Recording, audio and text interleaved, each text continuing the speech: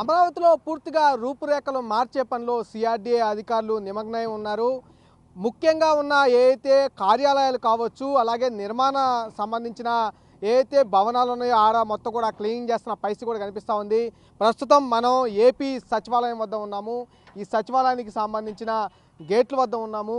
ఈ గేట్లు చుట్టూ కూడా ఇదివరకు కంప చెట్లు పెరిగిపోయి కూడా అటవీ ప్రాంతాన్ని తలపించేది. కానీ ఎప్పుడైతే ఎన్డీఏ ప్రభుత్వం అధికారంలోకి వచ్చిందో అప్పటి నుంచి ప్రమాణ స్వీకారం చేయక ముందు నుంచే సిఆర్డీఏ అధికారులు తమ పనులైతే మొదలుపెట్టేశారు. ముందుగా అటవీ ప్రాంతాన్ని తలపించిన ఏదైతే కంప చెట్లు ఉన్నాయో ఆ జంగిల్ క్లియరెన్స్ మొత్తాన్ని కూడా చేస్తున్న పరిస్థితి. ప్రధానంగా చూసుకోవచ్చు, గతంలో 5 సంవత్సరాల పాటు కూడా ఈ అమరావతి సచివాలయం మొత్తం చుట్టుపక్కల కూడా కంప చెట్లు పెరిగిపోయి కొంత విధ్వంసకరంగా కనపడేది కూడా ఉండేది. కానీ ఇప్పుడు మొత్తం కూడా క్లీన్ చేస్తూ, అంటే సచివాలయంలోనే చంద్రబాబు నాయుడు ముఖ్యమంత్రిగా పరిపాలన కొనసాగించబోతా ఉన్నారు. అమరావతి అలాగే పోలవరం దాంతోపాటు రాష్ట్ర అభివృద్ధికి సంబంధించిన కీలక నిర్ణయాలన్నీ కూడా ఈ సచివాలయం నుంచి తీసుకోబోతా ఉన్నారు. దీన్ని ముందుగా క్లీన్ చేస్తూ ఉన్నారు.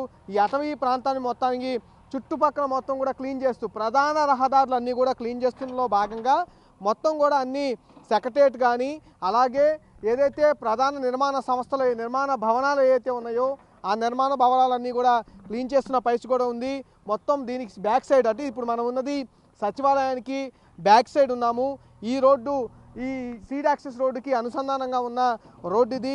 ఈ రోడ్లో ఉన్న మొత్తం కూడా జంగిల్ క్లియరెన్స్ అయితే దాదాపుగా 3 రోజుల నుంచి ప్రారంభించిన పరిస్థితి. ఎట్లా అయితే గతంలో అటవీ ప్రాంతంగా ఉండేదో ఆ ముళ్ళ కంపలు కానీ ఆ చెట్లు కానీ మొత్తం కూడా క్లీన్ చేస్తూ ఉన్నారు. తర్వాత ఈ రోడ్లన్నింటినీ కూడా కీలక నిర్ణయాల్లో భాగంగా సుందరీకరణ చేసే అంశం కనపడుతుంది. 2014 నుంచి 19 వరకు టీడీపీ గవర్నమెంట్లో కూడా ఈ నిర్మాణాలు, ఈ రోడ్లన్నీ కూడా నిర్మాణం చేశారు. అలాగే డ్రైనేజీ వ్యవస్థను నిర్మాణం చేశారు.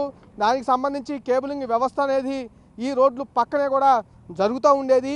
5 సంవత్సరాల కాలం పాటు కూడా ఇవన్నీ పూర్తిగా కూడా ఆగిపోయిన పరిస్థితి. వీటన్నిటినీ ఇప్పుడు క్లీన్ చేసి ముందుగా చంద్రబాబు నాయుడు రివ్యూ మీటింగ్ అనేది సిఆర్డీఏ మీదే పెడుతున్నట్టు కూడా మనకు తెలుస్తూ ఉంది. ఈ అన్నిటినీ నిర్మాణ పనులు ముందుగా ఈ క్లీన్ చేసిన తర్వాత దీని మీద డీటెయిల్ రిపోర్టు చంద్రబాబు నాయుడికి అందించబోతూ ఉన్నారు. అందించిన తర్వాత దీనిపైన కీలక నిర్ణయం అయితే రాబోతూ ఉంది.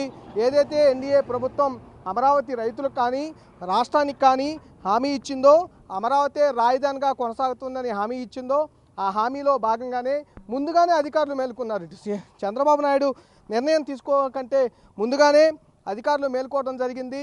మొత్తం కూడా రోడ్లన్నీ ఏవైతే ఉన్నాయో ఆ రోడ్లకు ఇరువైపులా ఉన్న అటవీ ప్రాంతాన్ని తలపించిన కంప చెట్లు మొత్తాన్ని కూడా క్లీన్ చేస్తూ ఉన్నారు.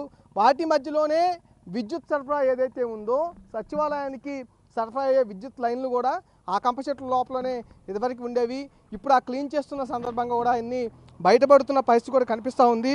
వీటితో పాటు సచివాలయం చుట్టుపక్కల ఉన్న మొత్తం కంప చెట్లను కూడా క్లీన్ చేస్తున్న పరిస్థితి కనిపిస్తూ ఉంది.